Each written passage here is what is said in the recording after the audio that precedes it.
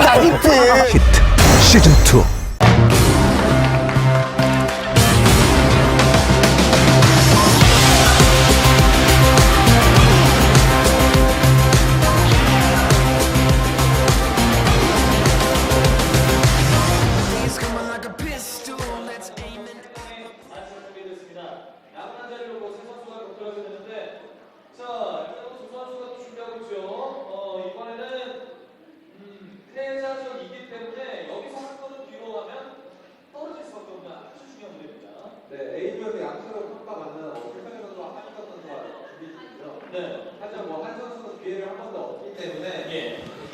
We are back, guys. Sorry about that. A little bit of a technical bump, but we're about to jump into the losers match. It's going to be aLive versus Trust, another PvT.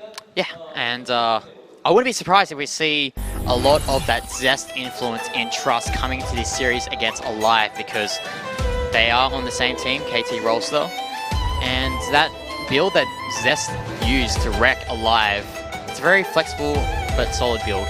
Yeah, for sure, and I'm sure Trust was taking notes. This is our map list: King Sejong Station, Frozen Temple, and then Dusk Towers. You can see that it was Trust's first choice, so we actually do see that down there at the bottom, but both players choosing King Sejong Station kind of at the top, so we see that first. You know, you can kind of get a sense of how this works out. Generally, the maps that, you know, are more picked or more highly upvoted have a better chance of getting into the pool there of our 3 maps that we actually use. Yeah, and coming to this series, I think this will be the closest series that we have today.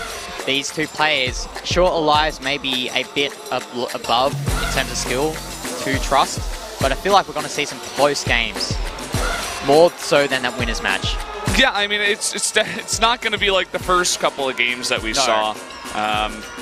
Honestly, I feel like Dark vs. Zest is going to be the closest series. I think that aLive is definitely favored here. I think he just had a pretty weak series against Zest, and he didn't really show his true potential, his full potential. And Trust, I mean, he just got rolled too. So we didn't really get to see much out of either of these players, to be honest. So just coming into this one, if I had to pick a player, I would say aLive. If I didn't see any of the games that happened today, and even after seeing them, I'm like, yeah, I'm still feeling the aLive hype here. Yeah, well, aLive is the favorite, but I think this will go to 3 games. Definitely has the opportunity to get there, and you do see that Trust did get rolled by Dark. See if he can come back in this one. Yep, as the game has not started yet. Just got some technical difficulties, it seems, within the game. Yeah, and aLive really, really wants this Trust. I mean, he's definitely he's been around for a while, but he's having some recent success over here, getting into the round 16 of the SSL. Not an easy feat to get out of his group of the challenge of SSL. Yeah, those groups are stacked. But luckily for aLive, he did get out of the group. And Trust making it out with defeating SOS in that tiebreaker game. So he has a lot to live up for, because taking out a fan favorite like SOS, you don't really want to be that guy who just bombs out. Round of 16 group. Take out a fan favorite and then you bomb out of your group too. Not the best way to go. And aLive, he got first in his group ahead of Beyond, who was looking great in his matches yesterday in his group at the GSL. So the map is all loaded up. Let's jump into game number 1 of aLive versus Trust.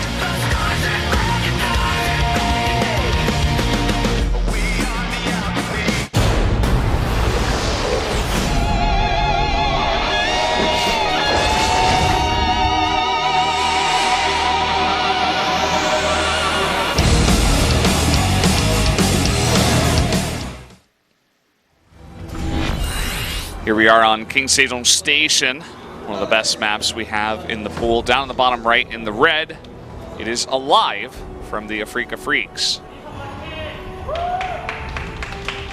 And spawning here at the top left, KT Protoss, the rookie of the team, it's Trust. And note the positioning of that first gateway. It's designed there to stop that Reaper from coming into the base. We see in Terran vs. Terran, a lot of those Terran players like to get those 3 supply depots to stop the Reaper. In this case here, though, Trust is going for that block with that pylon and gateway.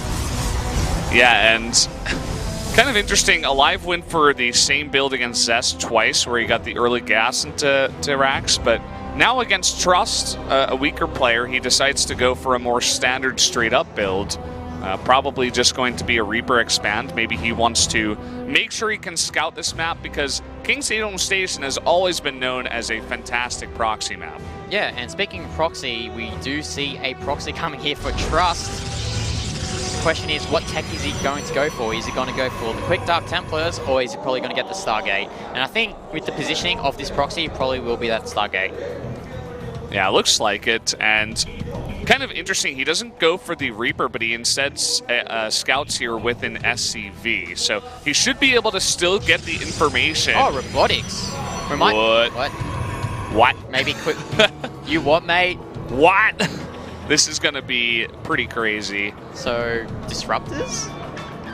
I mean, what else is it going to be unless he's going to hide Immortals in the top right? He still has his probe over there to make the robotics bay, so it is looking a lot more just like proxy Disruptors. And then if you could do me a favor and show me what aLive saw on the map with that SCV. Okay, so he did see everything. Oh, actually, he's going to go for a proxy of his own with the factory, seeing that Trust doesn't really have much. He probably has a gut feeling that there's some sort of proxy counting pylons. Yeah, so. I mean, he goes in there, he sees there's not enough pylons, and he knows immediately. And he's like, oh, okay, I'm just going to counter that with my own kind of proxy. Oh, but Trust completely sniffs it out with this Stalker. And the whole crowd with the collective, and that was a womp womp moment there for aLive. He's actually rushing for the missile turret. Yeah, he doesn't know what this is. I mean, on a map like this. He would be Proxy Oracle, but yeah. He's actually going to go for that quick War Prism and Disruptor. And Disruptor drops do so much damage when there's like no units out for your opponent, because there's nothing to deal with them. All you can do is split, basically. Yep. And oh, note that he's actually he hasn't completed missile turret yet, because he's actually not sure what it's going to be. So once he sees that it's not the Oracle, he can just cancel it. Really cool idea there. We don't usually see that. Usually they just get one for just safety. They're like, oh, I need this anyway. But just saving that here. Liking the bunker as well, just in case any kind of stalker pressure comes on. Generally, one stalker can forever kite a bunch of Marines. Yep. And that Stalker has lost its shields, but still has a lot of health, so it's not going to get wrecked anytime soon if Trust is careful about it. And actually, aLive sneaks out a Marine. It's going to scout the expansion. It's going to see that there is a lack of gas and probes at the expansion. And here comes the Disruptor drop, but it looks like aLive is completely on it. Let's see if he can split well enough and hold this off. What does he go for in this starport? It is going to be the medevac, so not going to be a Viking to push off the Warp Prism just yet, but now he knows the Warp Prism is in, and here it comes. Oh, it doesn't actually split most of them and gets 5 kills there. Very nice play here from Trust. And the thing is, I thought we'd be seeing okay, there's a Cyclone, but aLive actually opted to go for the tank before the Cyclone. And maybe he's thinking of doing counter push with the tank, with the medevac. Just have to wait and see. Yeah, for now, he's just going to try to hold this off. Tank is going to be nice just because it gets a little bit, you know, that poke the second the Disruptor comes down. But, coming in, and no split. The mules as well. That was so gigantic. He gets 6 SCVs and the mules. That is huge for Trust. He's doing so much economic damage with that one Disruptor and War Prism. And as I mentioned before, here comes the push with the tank and the Marines. Yeah, on a map like this, it's always great to go for this kind of push because you can get those units behind the rocks, but it looks like Trust is on top of this. And honestly, that's not enough units. Oh no, but he doesn't lose the War Prism! Okay, good. If he lost that War Prism, that would be disastrous for Trust. Would have been crazy. Like, all he did with that initial War Prism harassment just gone down the drain. But War Prism does stay alive, lives to fight another day. But scan there on the Observer, too. I mean, at this point, he's only made, you know, out of the robotics, he had to make both the Warp Prism and the Disruptor, so you're not going to have a lot of Observers. So if you can find one, it's nice. Here we go once again, and no splits again, 6 SCVs. Yeah, these splits have been pretty subpar, honestly, from aLive. Could be doing a much better job splitting with those SCVs, but... Yeah, I mean, take a look at his SCV count. He's got 25 workers. He's lost 19 of them. Yeah.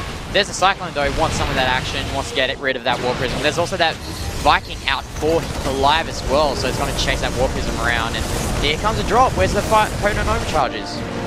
Mothership Core was never made. Never made, wow. He just didn't have enough gas. I mean, he could have substituted out a couple of these Stalkers for one, but just decided not to. And he's getting that blink as well, so he's actually forced aLive to move back and regather his force. Here comes what, round 3, round 4? Gets one. Oh, Liberator. Green. Sneaky Liberator. It's going to do a few broken kills. Ooh, he gets it. Yeah, it doesn't get away. But his Viking is chasing the War Prism. But the speed is out, so it's going to be able to zip across the map. Look at the angle that aLive takes, but he actually does not commit with that Viking. Yep. So. The blink is up for Trust though, so he's got complete map control. And I think aLive just has to turtle off these 3 bases. Yeah, he really needs to. I mean, look at how late that stim is. Generally, if you don't have stim when you're facing this many Blink Stalkers, you're in a bad spot. One tank is not going to be enough against this many Stalkers. And not only these Stalkers is the threat for aLive, but he also has to be wary of this War Prism with the Disruptor as well, and just blinks forward onto the bunker. There's like no unit here. There's just way too much stuff here for the Protoss. It looks like Trust is going to be able to take game number 1. Really nice play in this game. Yeah, really nice play, but really questionable micro play from aLive. The splits were, as I mentioned, were very subpar. Could have mitigated a lot of the losses that he had. GG. Trust going to take game number 1. And, I mean, Bombers down at the studio supporting aLive. aLive is definitely the favorite when these two are going head-to-head. But to take a loss like that has got to feel pretty terrible. Yeah, that was a really nice build from Trust with the proxy. Completely fooled aLive off guard when he built that turret onto the mineral line. But I think the problem there from aLive was that when those Disruptors came with the Purification Novas, he didn't actually split his SCVs or army completely. He took a lot of damage from those drops. Yeah, he was definitely struggling with his micro, his splits there. You could see he was like trying to pull apart the different sides, but then he would pull like one side and then the rest of them would just stay there, or they would pull, but then they would be bunched up and just, you know, like, get all blown up. Do you guys have that string cheese that you can just pull? Yeah, no, they have it here felt too. Like that. It felt like that. aLive only did maybe 2 or 3 pulls, but he didn't do the full 8 pulls to completely split the army and the SCVs. And as a result, Trust punished him for aLive's lack of micro. Yeah, and also aLive didn't really have any idea what kind of proxy it was until it got into his base. So he was, all of a sudden, he just had to react right away. And yeah, it wasn't the cleanest reaction, right? Getting that siege tank first rather than Cyclone is a bit... yeah, you definitely you want to get that Cyclone out so you can push away the Warp Prism. So, like, if you get the tank out first with the medevac, you've got to do damage with it. And unfortunately for aLive, he didn't do enough damage. It almost looked like he had a specific plan for the map,